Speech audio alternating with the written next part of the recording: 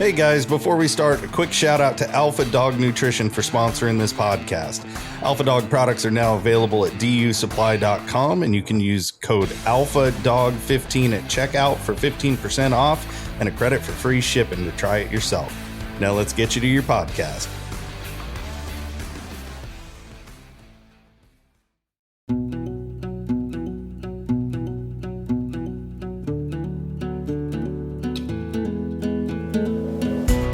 Yeah. Because that's the best part is like nobody knows when you hit record, right? Like the 1, 2, 3 shoot. Do you shoot on shoot or is it after shoot? Or if you're like my family, it's shoot on 3 and it's 1. Yeah, that was a buck. Whoever can touch off first. Oh man, you know that lion story I tell about my dad. We're deer hunting down in like the Blue, South Arizona, Unit 27. It's big country, and we're in this kind of deep country. And I hear him shoot. I'm like, man, shooting at a deer. So I went over there in case there's some more. I walk over, and he goes, there's a lion. I'm like, where? He goes, over on that pine tree, and it's like 300 yards across. And I'm looking, I'm like, I don't see. He goes, no, the dead one. And I guess maybe he said this, but he said, tell me where I hit, because he had his 308. And it's open sight, iron sight. Just tell me where I hit. I didn't hear that part. That thing hit my scope on my 6mm, and I said, boom. So really, yeah. So I kind of owe him a line. Yeah, it was my first line. No dog was deer hunting. So I kind of just it was hanging out in a tree. He was just standing there on a rock. My dad shot, and he didn't budge. But it's 300 yards. That's a long shot.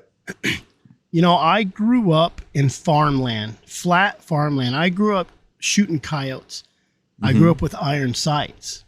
You know, a scope was like a delicacy, you know. Right. And we were shooting 800 yards. If we could see dust in the field and knew it was a coyote, you would take that shot. You know, I shot a coyote 500 yards, my AK-47. My dad shot. Every day we hunted. We came home from work and we took the backfields and just went through the farmlands, and we'd jump a coyote. And really? He had his Glock 9mm, and that thing was 300 yards out there. And that's all we had was our pistols. He said, I'm gonna try it. You know, Hail Mary in there. Oh, I was a spotter. You know, I'm like, yeah, a little behind, a little more behind, a little low. About the fifth shot. He hit it. So no way. I always say it's not the shot you take, it's the shot you make that'll make you famous. Or I should say the shots you take. Oh yeah, right. I mean, I seen him shoot a coyote at 450 yards with a 22 Magnum. You know, about the third shot. So I'm going to introduce you now. I'm sorry, I'm going to cut in because I'm going to move from this real quick. We got Chris Watson, and he's the voice that some of you have probably heard but didn't know like 100% what was going on, because you're taking over on the off weeks that Brett Vaughn isn't putting one out. So I want to get into your hunting more, but if I just let that runaway train go, we're never going to get the intros. So hold that thought for a minute. But you also run your own, I guess, YouTube channel, right? Yeah, and it's all because of Brett. Yeah, he sucks people in. I watched him one day, and I'm like, you know, I kind of do the same thing, and I didn't plan on nothing. I didn't care if I had subscribers. I didn't care if I had views. I'm like, I'm just out in the worst spot to hunt lions. They have Sonoran pronghorn. And there's not many of them. There's a couple hundred in the United States. I don't know if they're not 240. I think they got a little more in Mexico, and they're transplanting them over where I'm at. I'm staying down I live in North Arizona, but I do a lot of work in Phoenix.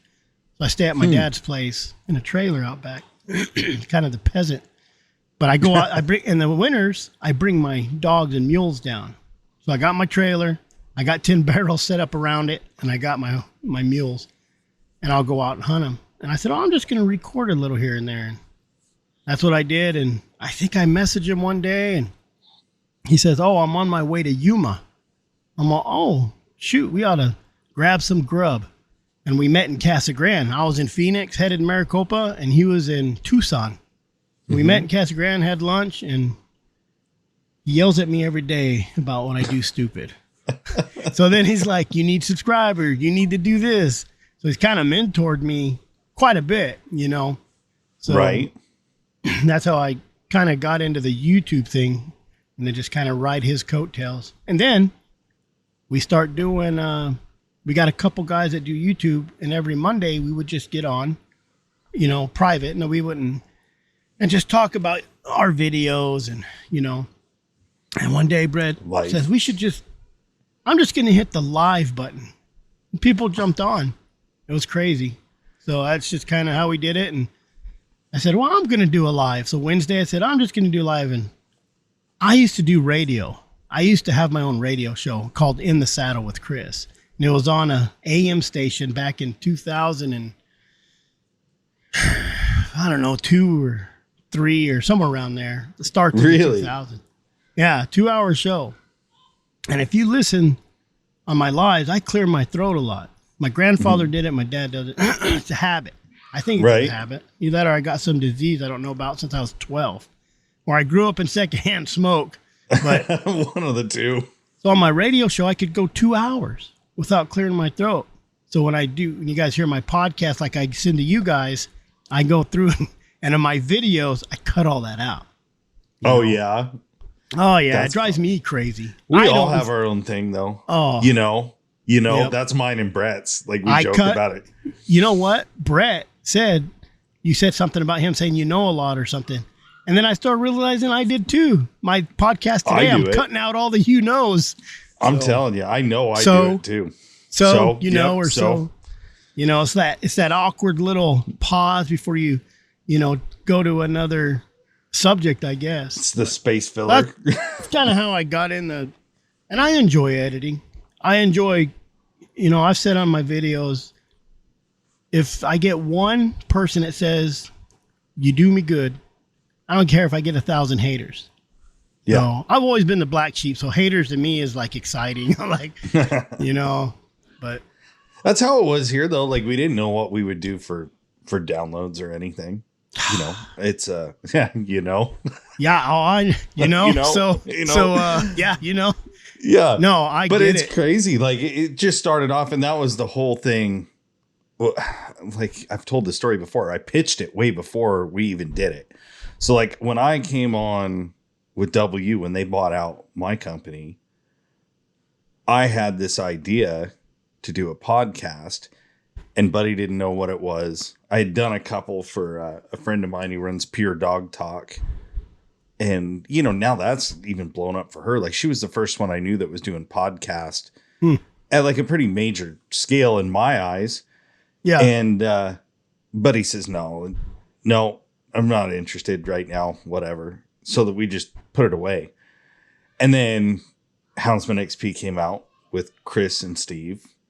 And a couple more started popping up. And we're like, okay, well, let's do this because it was COVID. 100% this podcast came from like COVID. It was about connecting with people and keeping people engaged without us going, like, we didn't go to the big shows. We didn't go to the big field trial. So, you get one or two guys that you connect with. It's worth it. You know what I mean? Yeah. It's turned into something way bigger than that, obviously, now. Yeah. But if you keep your goals of, if you can hit that one person or help them out with one thing, you ask any of these guys doing the podcast now, that's the whole goal. It is. Like Brett hit on it the other night. Like, he really communicates with his listeners and his viewers and tries to keep in touch and at least answer questions and whatnot. Well, so it is a really engaging thing. Well, Brett's where Buddy was. He's like, he can tell you exactly how to run YouTube, but when it comes to podcasts, and Brett gets kind of like, I don't know about it. Me, I'm like, I'm just going to do it. What is it going to do, Phil? Just do it. It cost me maybe $100, $150 to do a platform to throw them on there. I'm not, when I'm at work, I'm like a superintendent. So I'm recording everything, writing stuff down. So I have a lot of time. So I'm like, Brett, we already have the audio. What is it going to hurt? And if you get one more viewer off of that, and that's all it is. It's all about networking. Mm-hmm. So, you know, and you get a lot of info. You know, Chris Powell has that Falcon guy on. Have you heard those Falcon guy podcasts? I haven't. I'm telling you but right now. I've heard a couple of guys tell me like listen it is to well it. Worth listening. You just sucks you in. I listened to the whole thing today. The guy does great. He's just a good storyteller. Good. No, he has guests on. He had the guys. I think the guy's like 70, 80 years old, falconer, like big time falconer, and he tells these just amazing stories. It's like but you can listen to it. Like they just talk about falcons, and it is absolutely. It just sucks you in. You have to listen. Listen to one. The one today was a good check one. One out. It popped up. Yeah, I'll have to check it out. What days does it usually go on? Tuesdays? I don't know. They only got a couple. Chris only has a couple podcasts right now, and it's just him and that other one. But the last one, I think it just popped up a couple days. I don't know when. I listened to it. I'll have to check it out. It's really an interesting. Falconry is an interesting topic. It is. It really is. You know, for dog guy, you think whatever, but you know, but everybody has their little niche, whatever they want to listen to. Because like I'm not big into the competition, but to me, you have to be in that area and live in that area for competition. And I live in wide open, dirty area. Nothing. So that's what I do. Yeah, it's a little different. Oh man, way different. So how did you get into dog? Well, okay, hold on. I'm sorry, I'm jumping ahead. I want to give your plug. It's Anecdote of a Houndsman, and you go live on Wednesdays, Tuesday or Wednesdays. Yep. Except this Wednesdays. I won't be live this Wednesday. This probably won't come out till whenever. Oh, it's the 4th, huh? But, so you're doing those Wednesday nights. You're on Brett Vaughn's Monday Night Live on interviews, stories, and tales. Yep. Right? Yep. And you're also putting on the Houndsman Rendezvous, and I know it's in Arizona, but where at? It's Young, Arizona, close to Young, Arizona. It's Reynolds Creek Campground. So if you go on, I need to probably I'm gonna drop a tag. I need to put an Onyx tag up or link up to show where it is. But it's on Reynolds Creek Campground and pickandshoveloutfitters.com. If you're gonna eat there, like she's gonna have like live music. She's going to have a band. She's going to have a steak dinner, you know. So they offered it. Looked like a big to-do. You know, we were just, it's another thing me and Brett are sitting around. Oh, let's put on a rendezvous. And then she kicked up and said, hey, I have this spot for these dates. You know. That's cool. Some of the locals aren't happy with us, but. For just having it there? No, because Bear and Lion start that Friday. You know, I'm fighting the same thing though here in Oregon because we open. You won't ever make everybody happy.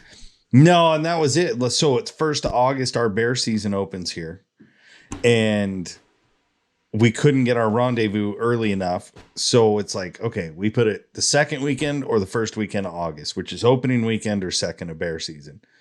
But if the fire danger gets too high, we can't have it at the venue.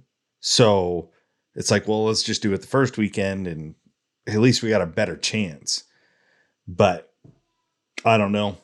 Fire season usually ends up getting us, but I guess down there in the desert, you guys probably don't have a whole lot to burn down. Maybe I'm ignorant to the surroundings down there, but it's a real deal here. They will flat shut us down. Well, I'm in North Arizona, and they got a fire restriction right now. No smoking, no shooting, no whatever, no campfire, no charcoal, just woods. Propane. Yep. And then in the desert, we've had some gnarly desert fires these last couple of years, which it's desert. Everything needs to burn. You know, everybody gets all weird about it, but it has to burn. Some of it has to burn. So. Yeah. Well, so now that we've plugged you and people know who you are a little bit, I do want to hear how you got into dogs, because I knew you grew up hunting. But how did you get into the dog thing? Was that a family thing, or was that something you got into? Nope. I'm like first generation of it. We had bird dogs. We do a lot of dove hunting. Oh, yeah? I worked with the guy who had some hounds. He went out coon hunting. He'd go out down here in the dirty desert. He'd go out lion hunting, and he had some Bam Bam walkers. And I ended up going with him every once in a while. And he says, "Well, I got a couple dogs," and they were actually good dogs. So he gave me some dogs, and I had them for a little while, and then I got a divorce.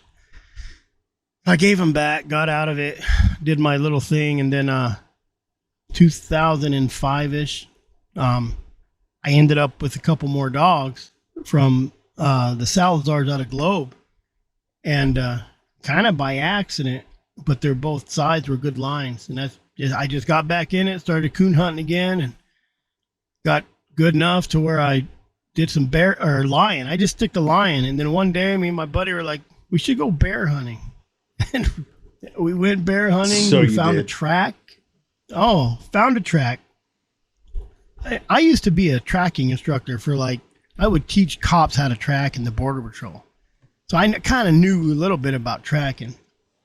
And we find this bear track, and that thing's like 10 minutes old. I'm like, dang, man, that thing looks, I'll say 30, but I bet you it's 10. It's right there in the mud. And, right. Put the dogs down. They didn't do nothing.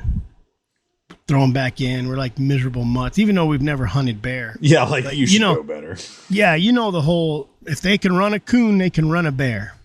We go back in, we jump back in truck. We're going down the road. I turned my friend. I said, hey, man, this bear needs to just run across the road, and then maybe they'll see it. And right. I bet you 45 seconds later, I said, oh, there he is. That bear ran across the road. We threw dogs out. They're looking around like what? One dog, maybe he seen them or smelled them and said, quarter mile later, we had a bear treat. It's the only bear I've ever killed. Little 150, 140 pound bear. So, and then that's how we started bear hunting. And I like bear hunting. Maybe I'm not old enough not to like bear hunting yet. And I say I'm not going to run bear no more. But, when the summer comes around, I'm out there chasing dogs. So, see, and I miss bear hunting a lot. That's where we started, and it's different. I mean, I love chasing varmints now. I mean, running them fox are a ton of fun. But it's a little different. Yeah, it's not. I guess I'm okay with it because the excitement is different than wondering what's going to happen to your dog. Bear hunting, you never know where you're going to end up. It'll take you to the bottom of the bottoms and the highs of the highs. I think of how many crappy hikes I had, in those early years. I've been about 12 miles deep on the reservation in my truck doing about 250 miles an hour trying to catch them dogs, throw them in and get off. Get out. Because I got numbers and they never answer their numbers. The game wardens don't hardly answer their numbers. The Apache game wardens don't answer their numbers. So I just send a text like, hey, I'm going to get a dog. And the faster I get in there and faster I get out, the better I am. Better. Oh, yeah. That's the only thing I have. The reservation's close to us. Yeah. So in the old days, it used to be kind of bad. I've heard some stories. So keep your dogs, $250. Go get me some cash. Yeah. Oh, yeah. So that's like some private landowners. It's worse because they can take everything you have and put you right in their jail. Oh, man. So, yeah. They're not so bad no more, but I've been staying away from that area. Trying to. But I've been lucky because I haven't had a dog killed or we had a dog cut once.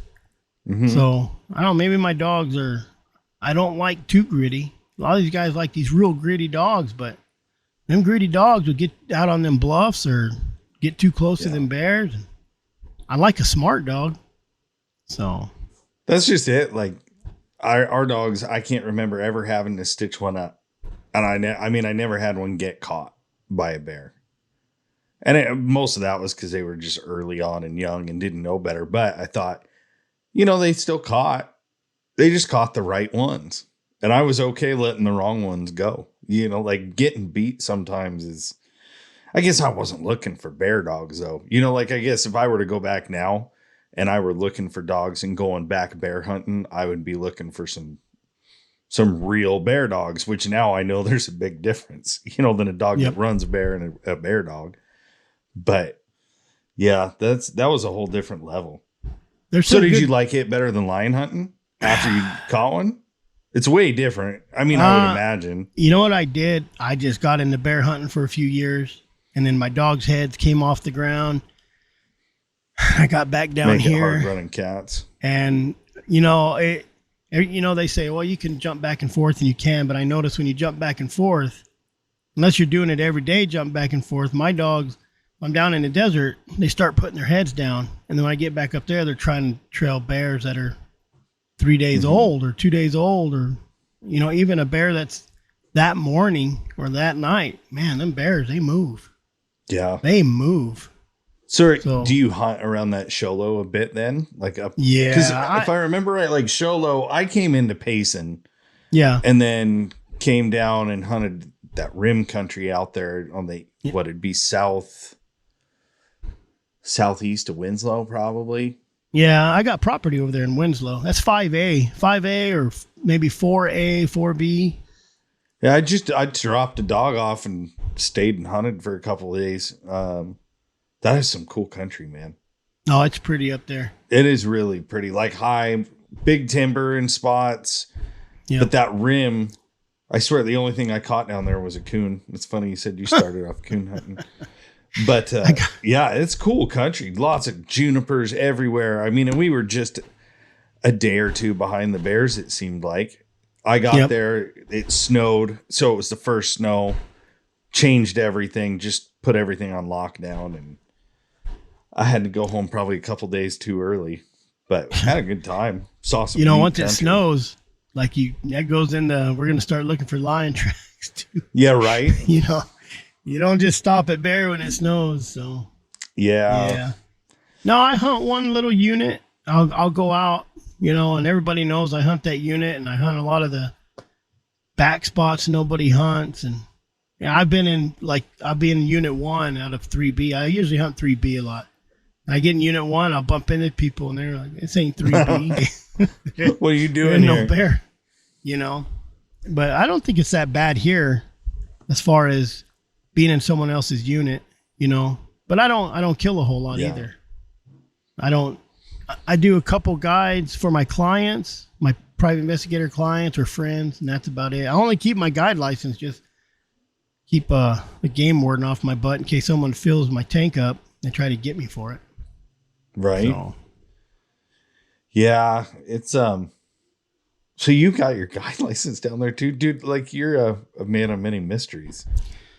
Yeah, I try to stay vague. I had no idea. I learned more about you in the last 2 days than had happened the last 6 months. Yeah, no, I just kind of stay all over the place, Well, yeah, because you got motorcycles, you got hound dogs, you got a bunch going on. Yeah, I owned a scrapyard for a while, so then So what about the dogs? Like, just hooked you, man? Because you don't just get into hounds. I've always wanted dogs. Half-heartedly. I was Pinal County Search and Rescue too, while I was doing tracking, and those guys had dogs, and I always wanted to. They have the Labradors and the German coats. Shepherds, and I was like, why don't they have hounds? Why isn't anybody running a hound? But I always thought I'd like to go man track with just couple hounds and a horse, and just go catch people. But I've always wanted hounds, and then just got the opportunity. The guy said, "Here's some hounds," and I mean, I didn't know nothing about them. The ones I had puppies, and there's all different colors. I said, "Man, I think a mutt got these." He goes, "No, there's some black and tan in that line, and there's some red tick in that line." Just kind of all pops up. Yeah, black and tan popped out like it looked like a Rottweiler or something. I said, "I don't know, dude." But he was really old school too. No shot collars, no GPS. The 90s weren't exactly full of technology. The shot collars, I think, were those big ones that you had to strap a car battery on the dog. So yeah, right. The wind up ones. Yep. But he taught me a lot, just out coon hunting, and back in those days, no one cared about feral cats. So you're running bobcats with them then too? Whatever they catch, bobcats. You're just kind of running hair. coyotes.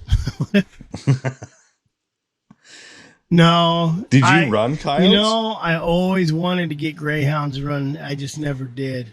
And I heard Brett did it, and I'm like, man, I think it'd be a blast. I'd love to get me a big thoroughbred off the track racehorse and get some greyhounds and just really go run them coyotes. Because I got open fields. I'm talking 1,000 yards across. There's nothing but flat fields. It'd be fun. That's something I would really like to go do. I can't do it here. I shouldn't say I can't. I guess if you want to, you can do anything. But I'm not hunting this country for coyotes. It's you're not too flat. steep and too deep. Yeah. Nah, you got to have. You seen those guys on TikTok where they pull that little string, their dog box opens, and they're in those big cornfields or whatever they are. Yeah, that's why I got that trigger dog. That's what my plan was. Is we were going to run jackrabbits and coyotes with him because he was half beagle, quarter whippet, and quarter pit. And yeah, I mean, we had a ton of fun with him. We'd run jackrabbits out in the desert, and then like we had this one spot, kind of like, well, it was on the intersection of 395 and the Christmas Valley cutoff going through Central Oregon. I mean, you're out in the middle of nowhere. It's just desert. And I'd just kick him loose, you know, and we'd kick up rabbits and he'd take off and you'd hear him out there. Yep, yep, yep, yep, yep, yep, yep, yep. And then you'd see the hawks start coming from out of nowhere. Yeah. And they'd be bombing down and trying to grab the rabbit out in front of the dog. It was probably one of the coolest hunting things I've ever seen. You know, it was like they do that with coyotes too. The they do that with coyotes too. So when I'm calling coyotes, when you're calling coyotes in, those crows and stuff will dive down at those coyotes. So if you can't see them, like up north, there's a lot of cedars. So you go calling. If you see those crows coming across and they dive down, you probably got a coyote coming in. Way. Oh yeah, they're just hanging back. That's a we was killing 30, 40 coyotes a month back in the day. Holy cow! Oh yeah, we farmland, but country then Well, they put 50,000 houses in where I grew up. All those fields I used to hunt over near, you know, you don't get land back. You don't get land back. Because people understand you don't get land back. When it's gone, it's gone. That's even if you doze that up, it's never going to happen. So. No, never will. That's when we went out fishing at that place I was going with my dad last week. Secret spot. Yes, you go up Secret Creek, hang a right, No Name Mountain, about 4 miles, and you're right in it. But, you know, it's like it used to be nothing. And now all of a sudden it's like just the little towns around it have grown up so much. Like my brother's, he's actually moving to Bend, Oregon, which I think 10 years ago, what it was, it's like, holy crap, dude. That is like city for me. I mean, and I'm a simple folk. Like I'm a country bumpkin, they'll say. But I don't want to say being alone, but I like having my people. You like being able to go out your back door and take a piss without someone calling the cops. Yeah. And you know, like you hear gunshots. Okay. It happens. Like we live in the country. Not a big deal. Mind your business. I teach my kids our business ends at the property line, you know, but there's still a lot of salt of the earth people here. You know, families that have been in this valley for generations that are good friends. And, you know, like your family name is good in those, you know, now we are not a small town. We're probably 40,000 people. No one knows who you are now. For you guys. Yeah, no one knows except when it comes time to support and uplift the community, when they're doing fundraisers or cancer benefits or 4-H or, you know, XYZ. And you see the same people from the same families generationally, like, that still shows you there's something there. So, yeah, I got to be somewhere. It's still small enough I can disappear. But that's why I moved from where I am right now, my dad's place. I had a house here and everything, and I moved in 2005 because they built 20,000 houses, and it's just I got an overpass now. My graduating class was 24. Oh, geez. And nobody knows nobody. It's all houses, you know. And I see a lot of these people that grew up in Maricopa, and they're living right in those suburbs. I'm just like, how do you guys live too close to people? That's just too close. I got Yeah. 5 acres. My neighbors all think I'm crazy, so they stay away from me, So That's perfect. So one of our friends told us one day, because we had some, this was probably 10 years ago, but they had some theft kind of hitting the road. And we're like, well, maybe we just don't have anything worth value. And one of our friends says, of all the houses on this street, I think you're the last one I'd mess with. And I'm like, okay, is that a compliment? What's that supposed to mean? No. Like, what? Why? What screams don't touch my stuff? Maybe it was all the hound dogs in the backyard. It's the dogs. I know people get broke into, and I'm like, you have a dog? No. I don't care what kind of dog you have. It don't even have to be mean. It just has to bark. 9 times Get out of 10. dog. It'll detour somebody. But I got a kind of a funny story about reputation. Is I took a kid hunting. We shot an elk in the morning, caused some problems with the game warden. He's questioning. He goes over to the house, questions them, and he was going to come to my house like 8 o'clock at night. And he goes, well, where does Chris live? And they're like, oh, he lives right over there. He goes, yeah, I'm going to go talk to him. They're like, yeah, probably not. Good idea at night. And he's like, well, why not? I'm like, well, you just don't go to Chris's house at night in the dark.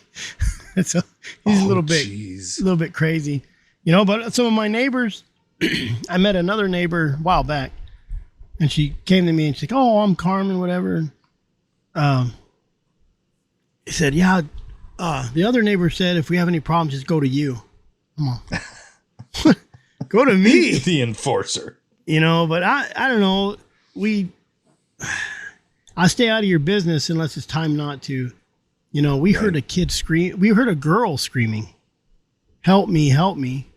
And me and my son grabbed shotguns, got in the car, and went try to find wherever this was coming from. It ended up being a 12-year-old autistic kid. Oh. We called cops like, hey, there's something going on. And the first time I met that neighbor, I pull up with a shotgun and get out. I'm like, did you hear that? They were parked on the corner, like a corner of a road where it turned. I said, did you guys hear that? And they're like, hear what? They was probably in their car. Like, there's like someone screaming, help me over here. We thought it was them. So kind of first impression wasn't exactly roll up hot and shotguns asking who you are, so. But, and I'm all about helping neighbors out, That's how it is. When they need help, you help them. There's been plenty of times I've killed elk and gave them a leg or something, Right. That way if Mr. Green Pants comes over, they cover for me. Yeah, right.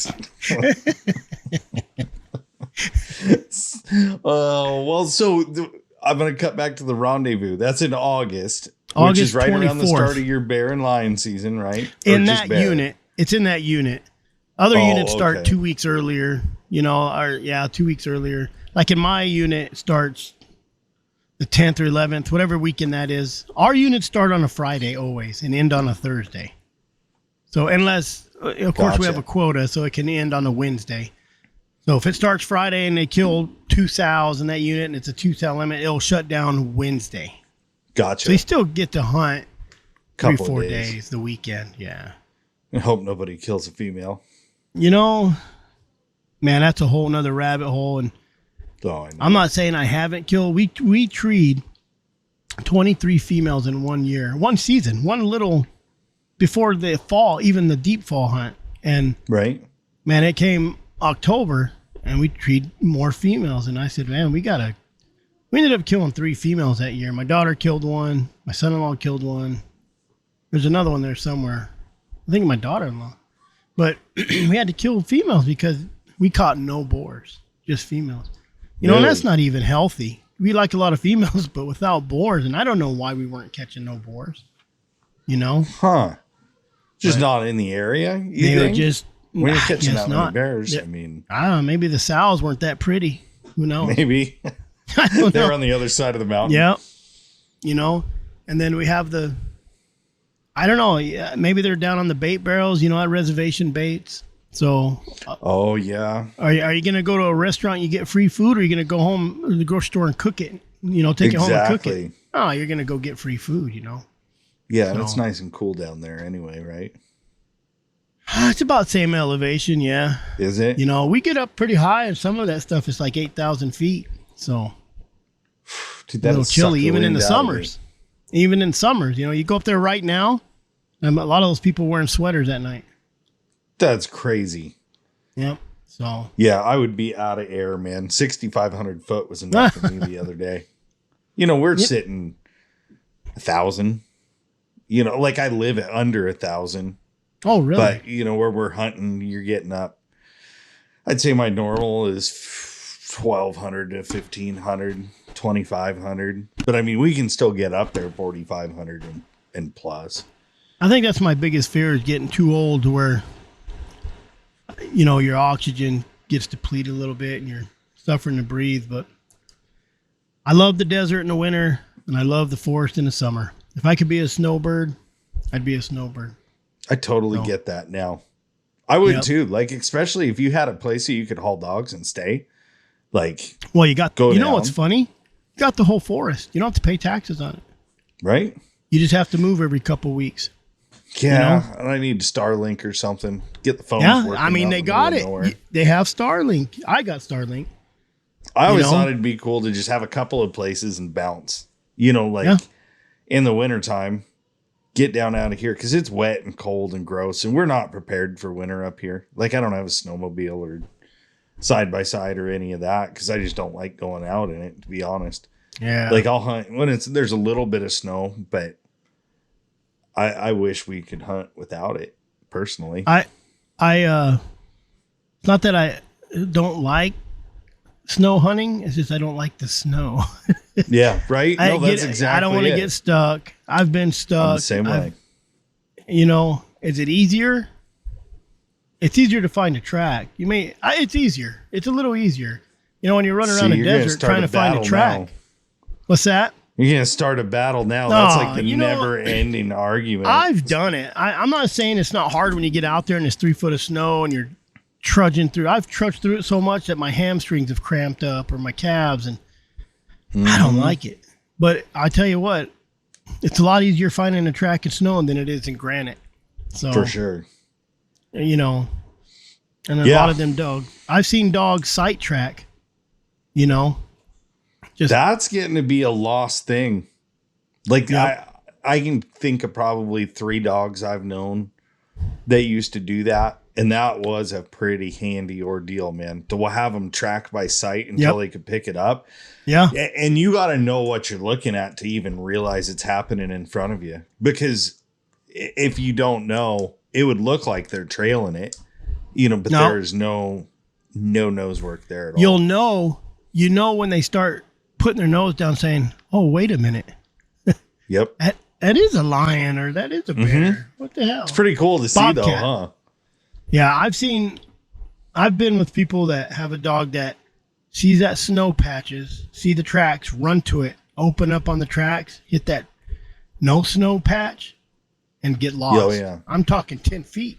And I had a real good dog, Luke, and that dog would go and he would just run the track. You can see where he hit the dry spot, and he'd still just have his nose faster in the snow patches, and then he'd cut across there, hit that dry ground, slow down. Cut across, hit that dry ground, slow down. But I don't know. Everybody has a good dog in their own mind, So, but I'll take anybody's advice. How many dogs are you hunting then? Oh, I think I got 14 at home. Holy cow. And you work out of town? Yeah, and they're back up. I was supposed to be done with this job by May 7th. It's now July. Oh, geez. Yeah, extra charge. So I should be up there by now, but we can't run nothing right now anyways. But I can go down to the creek and run them. Yeah. But my 10-year-old, my twins take care of him. My daughter, Cody Lynn, she's up there. I have a guest house that was like the original house on the whole section of land when I bought. So she got that all fixed up. So I have somebody there, but I tell you what, might catch some slack. You might want to cut this part out, but I had a dog get parvo and it wouldn't come out of it. And I'm not a vet guy. I tell you what, I have a vet girl and I call her or I'll send her a picture, but I took my horse to the vet one time because he cut his lip and I couldn't get it to bleed or quit bleeding. So I took it in and Right. they stitched it for me because I tried to cauterize it and stitch it, and he was just being. I was out of anesthesia stuff, Sure. lidocaine and stuff. In the old days, the vets used to give you that. Yeah, right. Now it's harder and harder to find anybody. Dude, you can't even get anything anymore. He's like, I could give you some lidocaine in a syringe. I'm just like, man, I just need anyways. But we had a little puppy get parvo, and my wife is from she's a communist from like Illinois. Anybody, don't worry. I've converted her to realism, real life. So she's raised way different than I was. She Right. didn't hunt, she was raised way different. So she's all about, I guess not mentally destroying kids, which I'm like emotional damage every day. That's the I got world we kids live from in. 5 years old to 30 years old. So my 30-year-old girl, my daughter, I feel sorry for whoever marries her, because I think he would beat her and she'd laugh at him and say, "That's all you got." Lord. You called me what? My dad's called me worse. So I raised my kids to handle the real bad world, not just the Right. real world. So, and I think a lot of these kids, I just read of a 13-year-old that committed suicide, and I'm just like, It's sad. I'm not saying it would never happen to me. I haven't had it happen to me, but I think that's a lot of, I'm not going to blame the parent because I don't know the story, but these parents these days, they're relying on these right here, telephones, but See, and it is funny though, because like the outdoor world, I guess it's different. Like I throw my kids in the truck for a field trial, and we'll drive 6 hours, and there's no tablet, there's no nothing. They're Nope. like, sorry, because you act like little jerks once you get around it. It's and bad. It is bad. And you don't notice it until they're on their tablets quite a bit, and you don't really like, okay, put the tablets down. And then you're like, Attitude. oh yeah, no, we take tablets away. They very seldom, every once in a while, like, hey, can we play some music? And we'll let them at night play some music while they're asleep, whatever, Right. If it's too long of a trip, I'll let them play tablets a little bit. But other than that, when I come home, or she took them all away, period, Yeah. And they're getting sneaky though. They say, hey, I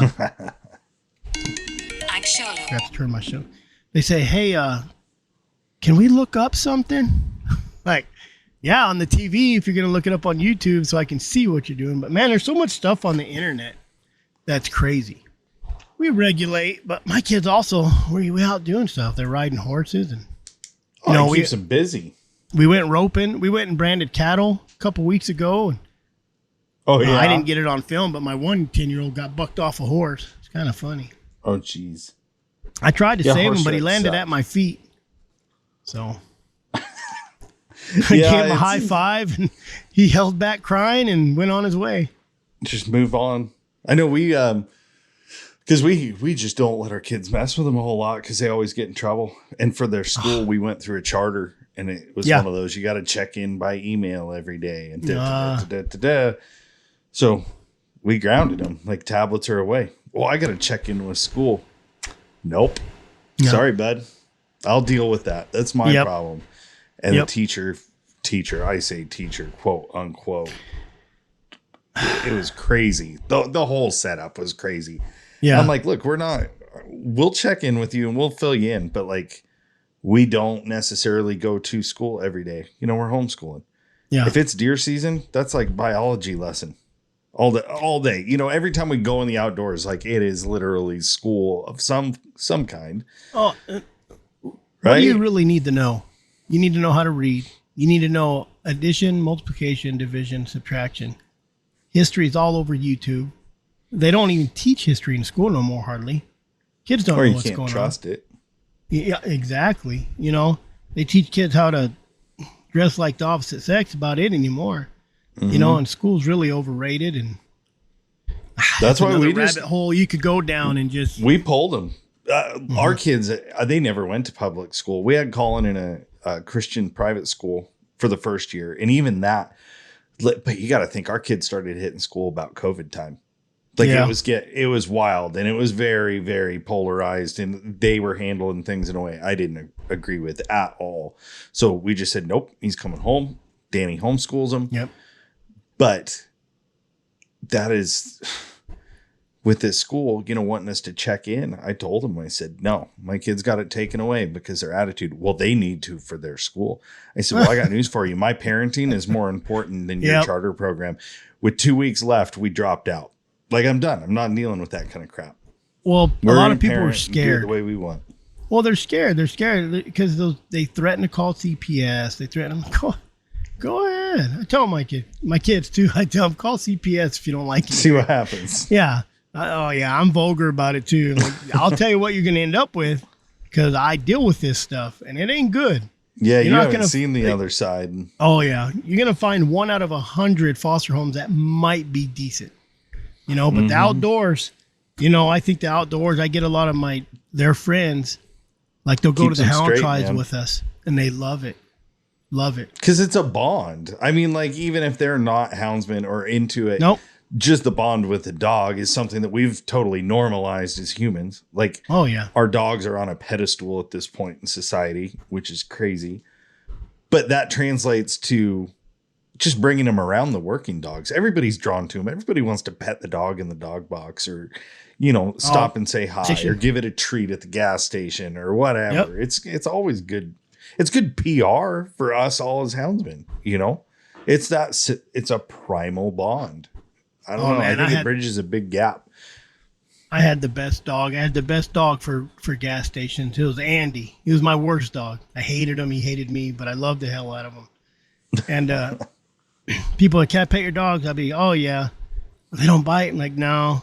And if you're petting another dog, Andy would come up and just loud, quick. Oh yeah. I'm like, oh, except that one, and I'd scare him. I'm like, no, he just wants to. But he would get jealous and he'd bark real loud. He was loud, scare the crap out of people. But I think with houndsmen, this is one thing I wanted to talk about tonight is interaction with the public. I know most of us houndsmen are introverts to our own groups. We'll talk to houndsmen some, but we're so afraid of the public that we tend to stay away from the public because you don't want them. All my dogs are fat right now, but when I'm running, my yucky dog looks like a bag of bones. And I feed pure meat and dog food. He just burns it. That guy burns it. So some do. You're worried about being ridiculed for that. So you kind of stay away from people anyways. But man, that's just wrong to do. You really got to get in there and, you got to interact with the public. Almost like you got to, when they're looking at you, you have to say, do you want to come pet them? Right. But houndsmen, they just won't do that. Because it's always a game, right? Like tough. You're sitting at the gas station and somebody's staring at you. It's like, okay, are you getting ready to freak out and we're going to have a problem here? Or are you cool? Like, and you're just guessing. Yep. And you don't know, and I'll tell you, I don't like people one bit. I'm a private investigator. I know everybody has a dirty secret. You'll catch somebody doing something at one point in their life, no matter if it's really bad or just kind of bad or just something they shouldn't be doing. Right. So everybody has that. So when you got people just running around, you can't just guess somebody right away. And like you said, and they're staring at you at the gas station, you're like, it's going to be a fight, or am I going to shake his hand? But houndsmen, I think we probably have the worst rep out of all the sportsmen because I've been called a stereotypical hound. You're a stereotypical houndsman. Why? Because I got a beard? Because I say kill every coyote I see? That's what started it. And she was on the internet for a while. I mean, we got in big fights on the internet. But she's like, you're stereotypical. I'm like, it's coyotes, man. Like, I've seen the damage coyotes do. And no matter how many you kill, There's always more. There's always more. You know, it's not like deer. You go out and kill 10 deer and you drop that population for the next 12 years. Right. You know, coyotes, you kill 100, there's 300 next year because you let the one live, you know. But houndsmen need to be interactive with each other because look at the Hunt for Colorado, huntforcolorado.com. Yeah. Every houndsman 100% should be putting in money to that. You know, you pay Netflix. Netflix is $20 a month. And then you got Hulu too. There's another $15 a month. And I know they got Prime and they got Dish. So we're paying over $1,000 a year for TV. I guarantee you most of your average family's paying that, plus your cell phones, plus any other app, games. Right. They're probably what they're paying for games. Circle K, coffee, Starbucks. Oh, yeah. You know, if Starbucks would give the huntforcolorado.com $1 every time someone bought a coffee, they'd have their $10 million. Oh, tomorrow. In a week. You know? And we just don't do that. We're always on the defensive. I've always said we got to play offense for once. Mm-hmm. But we wait until the antis come at us and say, we're going to take it away from you. You know, that's like no one cares at home. If you got a truck at home that's parked there for 20 years, you're going to fix up and you come home and it's gone, you're going to be mad. Even though you're not going to do nothing with it, you're going to be mad. And that's what's going to happen. They're going to show up. They're going to take away lion hunting or hound hunting or trophy hunting or whatever they're going to try to classify it as. Right. And then we're going to be mad, and then we're not going to get it back, just like California. You know, I hate to kind of use that cliche every time, but look at California, you know? I mean, is that part of why you wanted to put the rendezvous together, is like to just kind of have the camaraderie, or was I think so. I'm like, there's no reason you can't. If we need to go there and fight, let's go there and fight. And then we'll take a shot of whiskey, and then we'll say, okay, now what can we do to where we can be able to bring our dogs here to fight? Mm-hmm. You know, good or bad. When they take it away, it's not going to matter who has the best dogs. It's going to matter who has the dog you cut the vocal cords out of so you can't hear them barking. Yeah. So you can go run something and be outlaws, because there's going to be a lot of outlaws. You know, I hope it doesn't happen. I mean, there's a lot of momentum behind Dan Gates. Dan's killing it. Dan Gates is a badass MFer. I'm talking if they said you have to pay me $100 a month to keep him employed, I would set up $100 a month. Right. You know? So, but a lot of people won't just donate that because they're not getting nothing out of it. They don't think. But you do. Well, and you got to have it in front of people so many times. I mean, think about what do the antis do? They just bug the shit out of everybody until you're like, Jesus, take my $10 and get out of my face. Hammer. Houndsmen, that's all it is. They don't do nothing. They don't. Every houndsman should have SaveTheHuntColorado.com on their truck. Donate. And Save the Hunt Colorado, they should be playing the game that the antis are doing. They should be having some website that looks like you're saving the lions. Because you are. You are. But you have most to definitely are. You know, everybody says, well, you don't want to be deceitful. It's not being deceitful. You just have to. They need to hire doing more somebody for the conservation of lions than anybody else. They need to hire somebody that can put that verbiage exactly where it needs it. You know what I mean? You're not going to put onions on a key lime pie. Right. No, you're gonna put more sugar in that key lime pie, and you're gonna make it as green as you can get it. And that's what they need to do, is play the antis game. They have to play that game to where they play on the hearts of people. And you're not going to show dead animals. You're not going to say hunting, and you're not going to say, you're going to. Someone said I hate the word harvesting. I don't know who that was. Maybe it was Luke when I did. But that's what you have to do. You have to say harvest, or you have to come up with something else. Sure. To where it don't sound. And that's just how people are, because that's what they're doing. Exactly what they're doing. And that's what we need to do. You got to print that pamphlet that shows these phenomenal numbers. Because of this, there's this many lions, if you don't have this, and if they go to outlaw this, there's going to be like California. There was 450 lions killed a year instead of 220 when all that went downhill for the lions. By contract, you doubled them out. That needs to be brought to the attention as if you get rid of this, you're going to kill more. That's when you use the word kill. You're going to murder more lions because you're not managing. You're just. Well, it picked up traction too, because like that article Dan wrote for us, already had 2 different papers reach out. That people have got a hold of us. Mike, Steve Smith got a hold of us, and a couple other guys that they were wanting to run these digital copies because there is interest in it, and they do have a lot of buzz around them. And Buddy said they made a pile of money at that banquet last weekend. That's what I heard. Yeah, and that's good. That is exactly what they need. There's a lot of us. Mm-hmm. There's a lot of us, and cuts is what they're trying to do. But Dan Gates, that guy we're going to get him back on. That guy needs to make $250,000 a year just to talk, and he's worth it. That guy makes you feel stupid because he knows so much. You're just like, whoa, didn't know that. Well, he was making the rounds, man. Like he hit Meat Eater, and he's just been out there putting. I'll tell you, his schedule's insane. And I text him.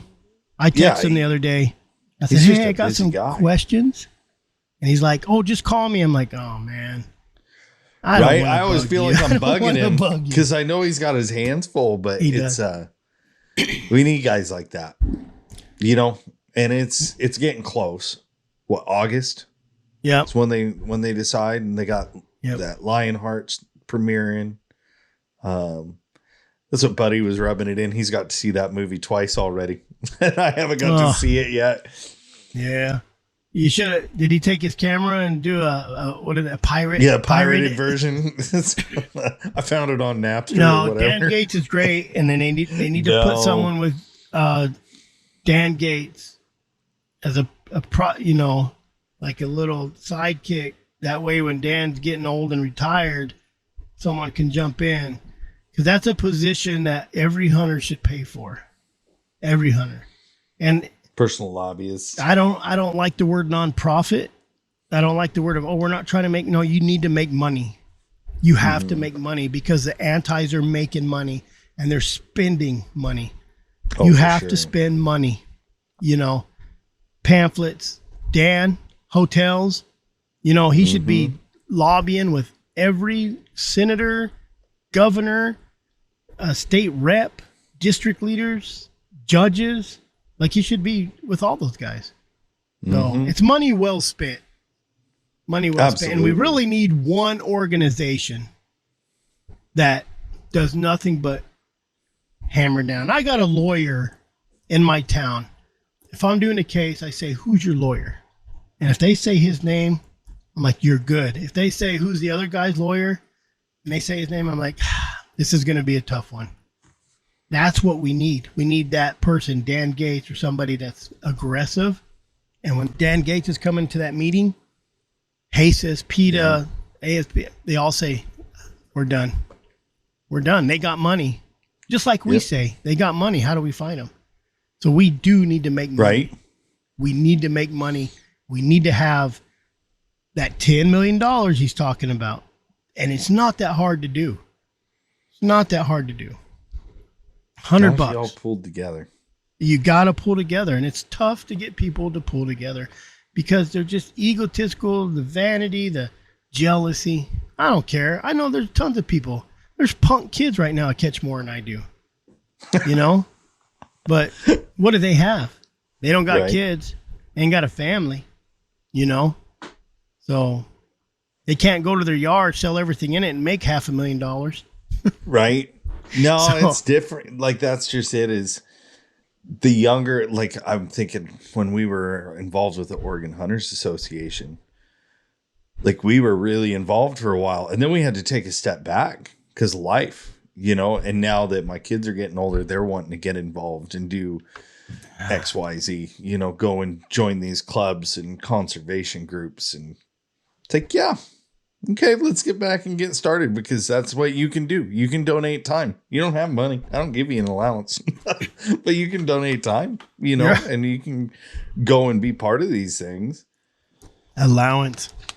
My kid mentioned allowance the other day. It just reminded me of a story. And I said, I do give you allowance. He goes, when? I said, every time I pay the electric bill. Every time I pay electric bill. Every time I buy food. Every time I pay for your internet. Yeah. Yep. Anything else you want? So. Yeah. Now, we need to come together, and everybody says that it's hard to do. It's almost like you should get all the deer hunters in the group, all the bear hunters in the group, all the lion, elk, different groups, and have a competition who can raise more money.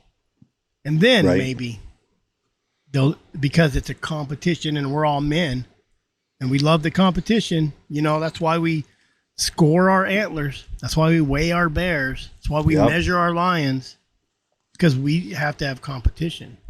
And I think that's what separates people like us. I just killed a spike elk. Mm-hmm. I'll probably get crap for that. Saturday, whacked it. I didn't the care. Muzzleloader, right? Yeah, whacked it right off the golf course. I don't care. You know what I got? You're doing them a favor too. Exactly. You know what I got? I got 100 pounds of hamburger. I got 100 pounds roast. Yeah. My dogs got to eat a lot with all the bone and stuff. Oh sure. But I'm just not a trophy hunter. A trophy, which is a bad word. Trophy's a bad word. It's stupid. But it's like all of this whole, and that's part of the woke. It's part of the woke society we are. Mm-hmm. That goes into that little trend of being a conservationist or a wildlife conservation, and we're going to save all the lions, because they have no knowledge of anything. No. What's the famous thing you always hear? You don't eat it. You don't eat the lion. That's some of the best meat I've ever had in my life, dude. Come with me. My goal right now is to find a hardcore animal activist to get on the show and talk. Yeah. I can be calm. I can be like Trump. Have a conversation. Give those little kicks here and there, but I expect you to do the same thing.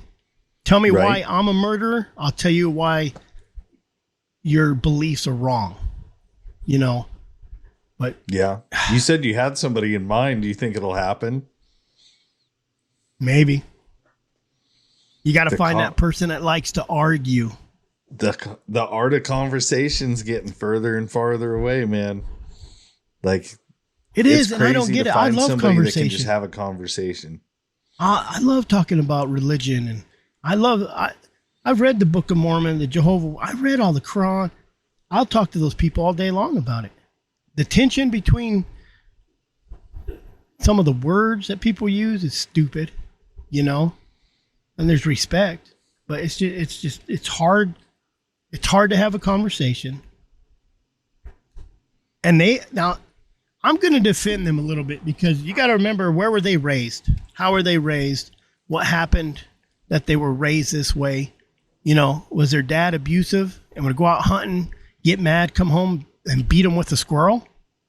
Yeah, you know what I mean? There has to be some reason. I like to find that reason, because they look at us and say, how can you do that? Just like we say, how can you vote for Biden? How can you not go hunting? How can you not eat meat? They think the exact same thing. They think the exact same thing. How can you eat meat? How do you like Trump? But to find that medium, it's like there's two magnets. They either stick together or they push away from each other. Don't. Right. So you just got to find that right person. And I've always said this too: hunters, non-hunters, anti-hunters. A bad video will make that non-hunter and anti-hunter, or bad experience, real quick. Yeah. I said this in one of my podcasts. I compared it to men and women. A women can go sleep around and they'll be considered dirty. To me, that's an anti-hunter, because they can go spread the rhetoric and make people show a bloody picture of the guy holding the wolf with his mouth taped. You know what I'm talking about? That. Yeah. I don't care how bad you hate wolves. I don't care what you do over there. Why would you take it to a bar? Why would you put it on the internet? Right. Why would you let anybody get close enough to you to do that? You want to run it over out there. But to drag it around and parade it around, you know, it's easy for a woman to go sleep around. A man has to work at it, and that's the hunter. We have to work at getting that non-hunter to get to our side. We have to prove to him that meat is good. I used all of it. This is what I do. It's a humane way to kill it. I'm not running it over with a truck and then stabbing it in the back leg, you know. We're doing it. We don't want to see nothing suffer just as much as the next guy. No. So no. But it's harder. It's harder for us to convince a non-hunter to take our side, not even be a hunter. But it's possible. Just be okay with it. Mm-hmm. Just let us do. That's what I've always said. I don't care. Like, if my kids grow up and don't hunt, I am 100% okay with that. And I've told them, like, if you grow up, you don't want to have farm animals, I don't care. Yeah. Like, that's your own thing. Odds are one of you is going to live in a city. I don't care. Yep. But you always have a respect for it. And there is no reason for you to fight against it. Let our people be and let us do our thing the same way we respect and give you the craziness to call yourself a cat, or you know what I mean? Like it's crazy anymore. Putting litter boxes into schools. Yeah. It's nuts. I think we should bring bullying back. That's what I think we should do. You know, I tell my kids, like I said, I raised my kids rough. My kids got mini 14s. They're 10 years old. They know how to handle them. They know how to shoot them. You know, their pistols are hanging on the side of their bed, on their post. They got a gun rack. You know, carry knives and lighters every day. Like, I'll beat them for not carrying a knife and a lighter. Like I'm like, what do you carry every day? Knife, that's all you need in life. You get lost, you start a fire, and you can a knife and a lighter. But I tell them, if I catch you recording someone getting their ass beat, and you're not you're going to come home to something you're not going to like. Mm-hmm. I said, I'd rather you get your ass handed to you trying to help somebody out. You know, the son that's a game warden, or trying to be, going to try. Better not try to me. So he was in 4th grade. A girl had crutches and I guess she had cancer in her leg and she had it removed. She's in a cast. Well, the kid kicked her crutch, and my son went over there, and he was a 5th grader. My son went over there and beat him with a crutch. Well, and then we found out it was her brother, and he was just, still. Yeah, you know, but I try to raise my kid. I said, there's people out there that can't fight for themselves. They can't, and it's a sad deal. And whether they're just raised, and this is a fact, this is a scientific fact, I'm not a chauvinist, the single mothers raising their kids, I don't care how badass your mother is, it's still a woman. And you still need that man in your life, whether it's your grandfather, your uncle, your neighbor, you know. Oh, it's totally different. Maybe your neighbor's kid, who knows? But somebody has to be in your life. And that's why I keep saying I have it being worked on my campfire roots as a 501c3, whatever it is. I want to take these kids out that don't have a dad, or their dad is maybe in the military and been deployed or got killed in the military, and you know they don't have an opportunity to go out and be barbaric. I always say that too. Primal. We have to get back to our barbaric primal roots. Mm-hmm. You know, we don't get to fight at school no more. In the old days, we fought at school. They call your parents. You go home. Now they call the cops. Put charges on you. I'm like, what is that? I had a PE teacher that took you to the back room. If he caught you fighting, put gloves on you in the gym, said, here you go. Let's see what you got now that it's fair, you know? See, and now we live in a world. I gave my nephew a bear claw, like not the donut, like a real bear claw. You know? Yeah. And he lives in Eugene, and he took it to his daycare with him.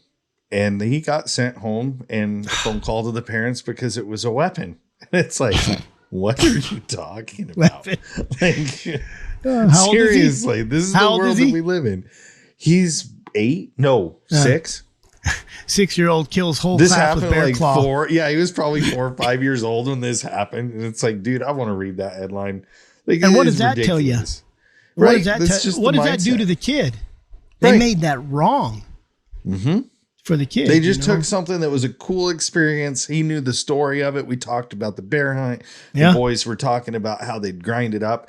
Like that bear, it was less than 24 hours, and we had it taking its last breath Yeah. to cooling in our freezer. And Yep. it was me, my wife, my kids, my brother and his wife and their kids. Like, it was a family affair. You know, they came over and ground a burger with us all night. And Oh yeah. then, Saturday. you know, you hand this kid, you know, a bear claw with a story, and then it gets demonized by some Yeah. teacher in Eugene, He'll probably Oregon. Like, come always on. remember that.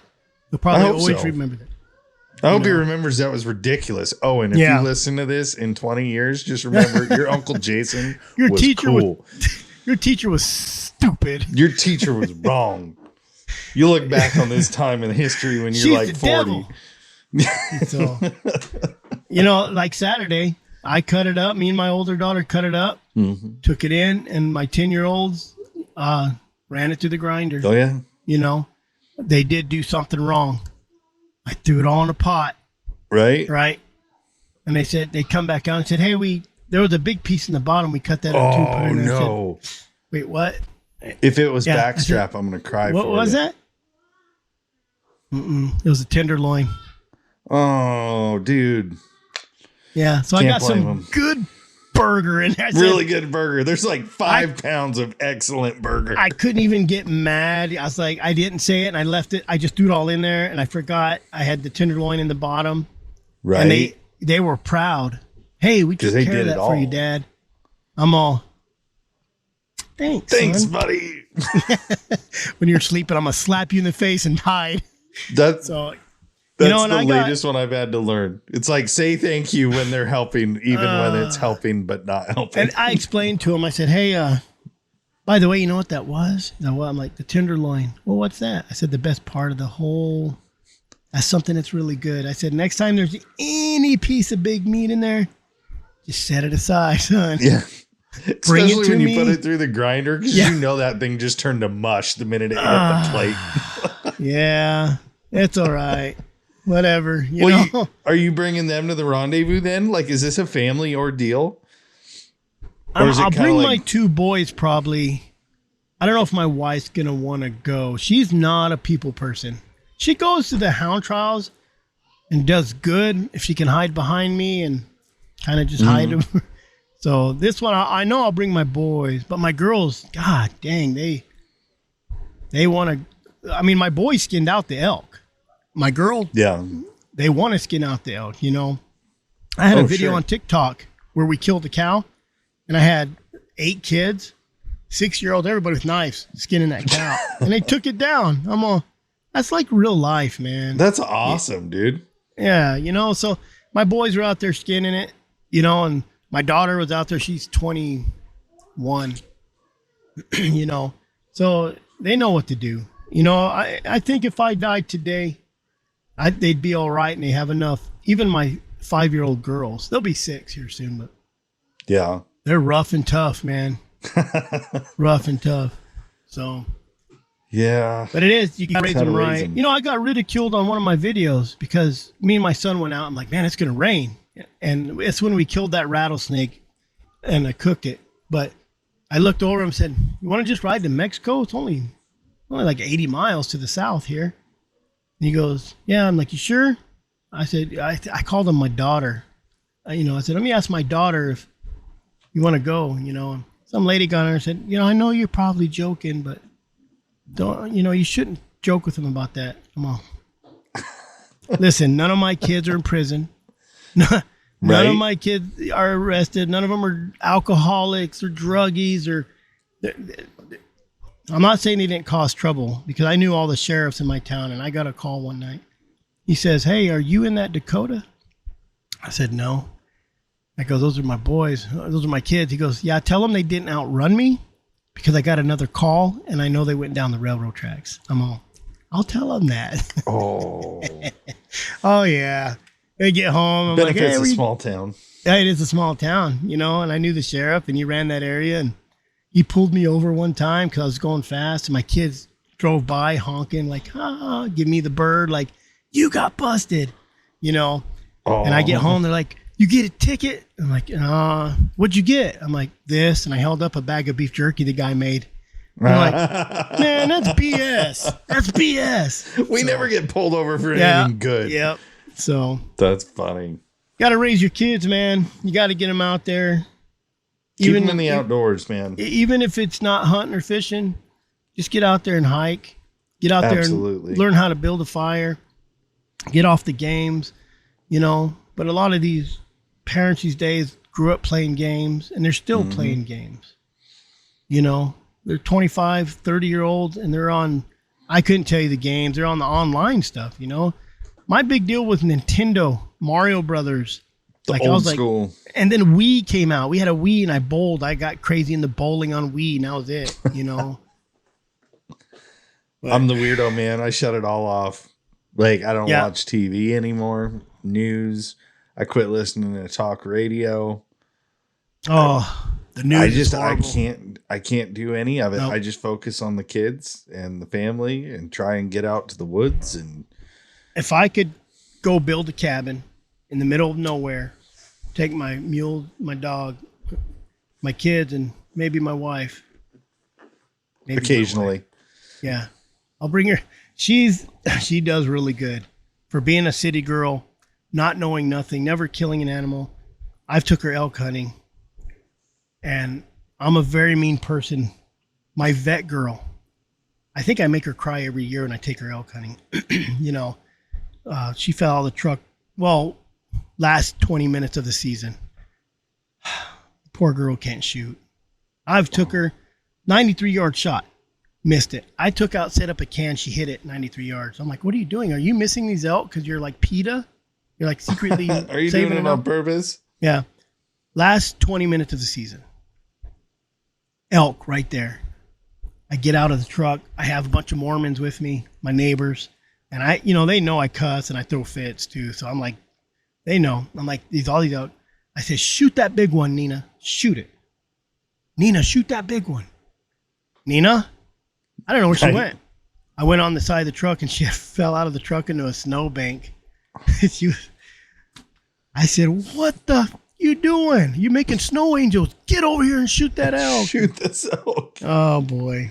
But everybody told my wife, oh, he's going to yell. He's going to yell. Well, I didn't yell. And I was nice to her. And it just.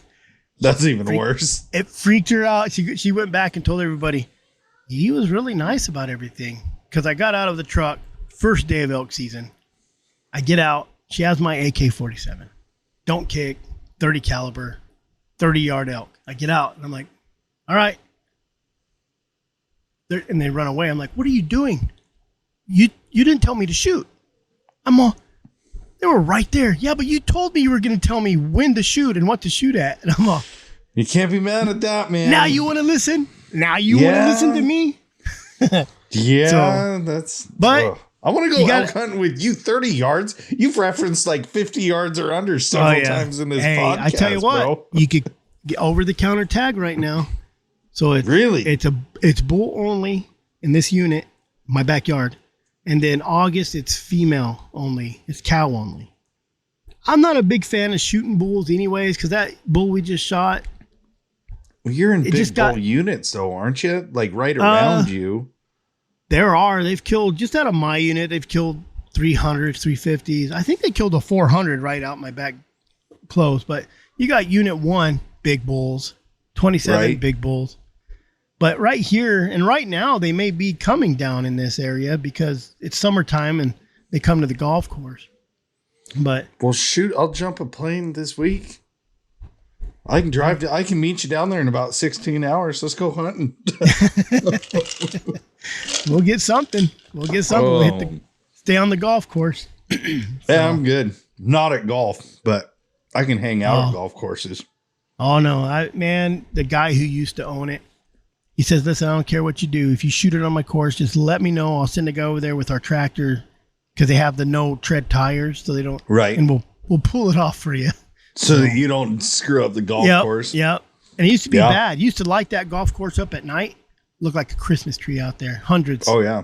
Well, they love it, man. They've wiped it down pretty good now, this unit. And there's a lot of houses. You really got to know how to hunt this unit. A lot of people will come hunt it and get scared because they'll get a ticket for shooting too close to a house or they just, you got to know how to shoot next to the house and get out the back way. That's what you got to do. Yeah, I don't need no more run-ins with Johnny Law. No. But, yeah, you have to get down to Arizona. I wish you could make that rendezvous. I mean, it's still not a no for sure. It's just we're going to have to really see. Like right now I'm pretty tied down now. I say our family. It all comes back to you. It all comes back to you because if Danny gets stressed or overwhelmed, it's going right into you. Oh, man. And it's like she can handle so much, but you get into that heat and all the kids and trying to keep everything alive around here. Because we're talking those big swings. You know, it's not like we're the hottest part of the country, but shoot, dude, I'm not kidding you. There's days you'll have an 80-degree swing. It's nuts. It's absolutely insane. This spring was weird. We had a couple of really weird days. So, I mean, it was a weird year altogether, right? Yeah, it's been really weird. But if we get like a mild August, I don't know. If it doesn't happen this year, I would like to plan it. I've got to be at Autumn Oaks this year. And then we'll be at Grand American. When is that? That's Memorial Day. Yeah, it's into August. Man, I'd like to go up there and just check out. I'm gonna be truthful. I'm not into the UKC, AKC. You know, I know you're what is that? Gone to the Dog. I'm sure it's a good podcast with information, but it's just I'm just not a competition hunter. You know, I'll buzz through there and listen to them, but there's so much though. Like those guys that go to Oaks, there's so many bear hunters that show up. Yeah, because it's a gathering place. You know, it's not just coon hunters. It's a big rendezvous for everybody. That's exactly it. It's a giant rendezvous. So, I mean, if you want to go sometime, let me know. We just rented an Airbnb this year. But that's 1,800 miles. Yeah, but you jump on a plane, it ain't that far. You know, I drove it have to buy a Cessna. Yeah, and we're looking at next year even renting like a way bigger house and just doing like a media house, you know, where we can all kick back, and if we want to record podcast, we can. If we just want to barbecue and chill out and like have an annual get together, it'd be a lot of fun. Because it's no different than like you're saying the deer, elk, bear hunters, like we all got to come together. It's the same thing. Like those guys have their crap together so good compared to a lot of the country when it comes to like hunting. But they're in an everyday fight too. Tether laws and kennel laws and all kinds of crap, man. Well, Springerville, Arizona. They just passed a thing, no vote, nothing, that says you're only allowed to have 4 dogs. And then everybody's like, wait a minute, who said this? You know? So they're kind of fighting that right now. There's a lot of hound hunters in that city. So, really? Yep. Pass the hat, man. We need a virtual pass the hat. Hunt Colorado, Save the Hunt Colorado, they should be at Autumn Oaks with a hat. You know, collecting from all those guys. And you got to have somebody that, you got to have a girl that's very persuasive, cute, that says, come on, and guilt them into doing it. I guess. Turn loose the money. Remember we was talking about that Hawk Tuah girl? She was on stage with Zach Bryan. Is that his name? Like I said, man, I don't know. One of the singers. I don't listen either. She was on stage with this guy. Like she's all over the internet now. Quit her job. She worked in a spring factory. I seen an interview. They were interviewing her. Right? Yeah. Crazy. That's who you we need that kind of money behind hounds, man. That's who you need to go over there and earn that money. If she can earn $65,000 selling hats, then she can earn Save the Hunt Colorado. She can earn So oh, well, we'll get you out there one of these years. Seriously, if you really want to go, I've talked to several guys that keep saying they want to go, and really, like, we literally looked up a mansion. I mean, it's sleeps like 15 or 16 people. I would look at doing that. I got a bedroll. Let me know. Yeah, that's how I usually roll too. That's why we throw it didn't in. rent that one. I said, I feel like that place comes with a dress code, Got to wear a tie. collared shirts and stuff. Yep. Serving some caviar. Well, shoot, Chris, thanks for inviting me on. Anytime, man. I appreciate you coming on. We ended up staying longer than I was planning, so I appreciate you hanging in there. And maybe I it's just wanted me. people to get to know who you are, because you just kind of popped up on the scene, and there was no explanation really. Brett had mentioned it probably once, but I'm nobody special. I mean, there's a lot of my goal with Anecdote of a Houndsman. For one, it's anecdote, so it don't have to necessarily be true. It's just anecdotal. So I'm not pressured. It's not the facts of a houndsman. It's anecdote. And I want and I'm working on it, but I'm trying to find like Naomi Hirsch. I didn't know who she was. Seen her on Instagram, said, "You want to come on?" Naomi's great. Oh, that girl's great. Mm-hmm. And she could talk, Oh yeah. Lou, We've had her on. Oh yeah. I mean, there's a lot of houndsmen that are just as good as Warner Glenn. They're just as good as Steve. They're just as good as anybody out there. And nobody knows them. Nobody knows, yeah. And they like it that way. I like it that way. No one knows if I catch. I'm not going to brag of what I catch. If I'm with somebody, I'll post it. If I'm not with somebody. So if I post 3 bears this year, it doesn't mean I didn't catch 30. Doesn't even mean I didn't only catch 3. But there's people out there that are full of knowledge that nobody knows. So I get on the Instagram. Cody Hess out of Texas, trying to get him on. He's just a hog hunter. There's just a lot of good houndsmen that can be recognized and might give you that one. That's the reason for the rendezvous. Right. Same thing. You might meet your next best lifelong hunting partner there. Right. I got to be careful with all the verbiage these days with partner and lifelong stuff. You got to be careful. You might meet a guy there that you guys hit it off, and you're going to go hunt with them, because it's hard for me to hunt with people. Yeah. I hunted with Elizabeth Bolin for 5 years. I think the first 2 years I didn't even put my dogs down. I'm like, yeah, she got good dogs. Her dogs, I lost a good dog that rigged.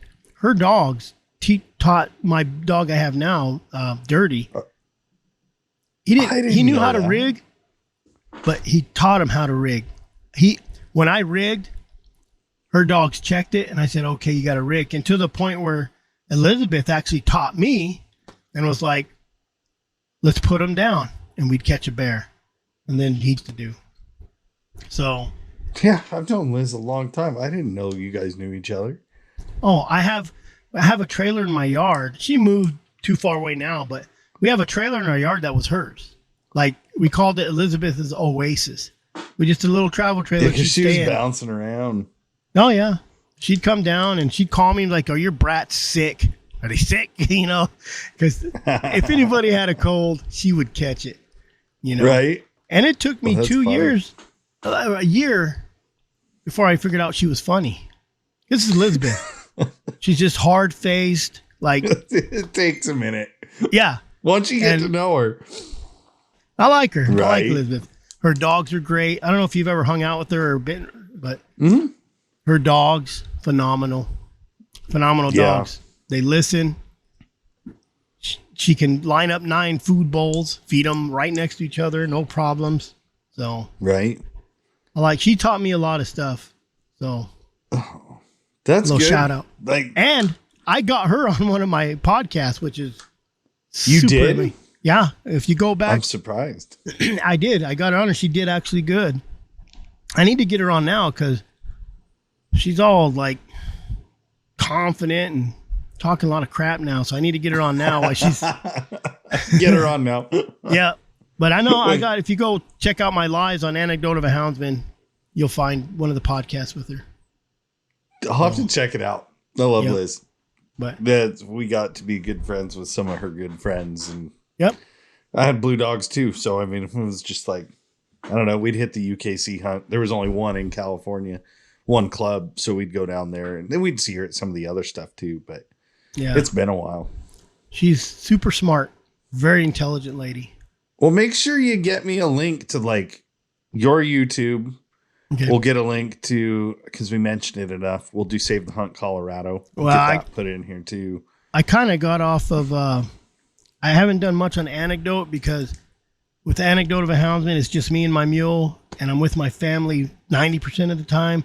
So I started the Feral Family, which my first video out, we was out branding, and I used my mule.